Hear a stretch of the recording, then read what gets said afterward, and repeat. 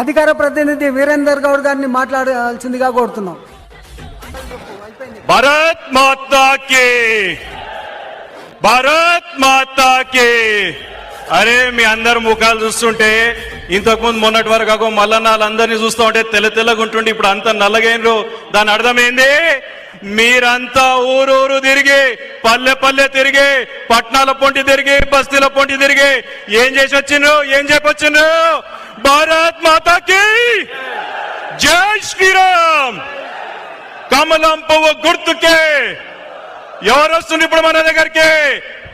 భారత్ కా బాద్షా అమిత్ షా గారు మన ప్రాంతానికి వస్తున్నారు, ఈ ప్రాంగణానికి వస్తున్నారు.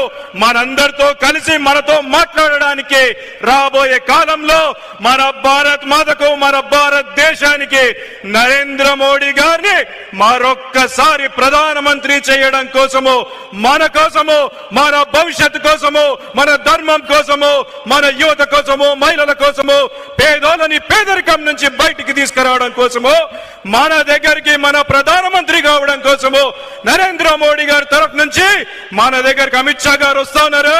మాదే నరేంద్ర మోడీ గారికి డైరెక్ట్ ఓటేయచ్చా? కేవలం వారణాసి వాళ్ళే మోడీ గారికి ఓటేయచ్చు. మిగతా వాళ్ళందరూ నేను గాని వేదిక మీద ఉన్నోళ్ళు గాని అందరూ ఓటేసేది ఎవరికి? ఇక్కడ కమలం పువ్వు గుర్తుకి ఓటేస్తే అది నరేంద్ర మోడీ గారికి పోతుంది. కాబట్టి మీరందరూ కూడా కొండా విశ్వేశ్వర రెడ్డి గారికి ఓటేసి, కమలం పువ్వుకి ఓటేసి భారతీయ జనతా పార్టీని గెలిపించాల్సిగా విజ్ఞప్తి చేస్తూ ముగిస్తా ఉన్నాను.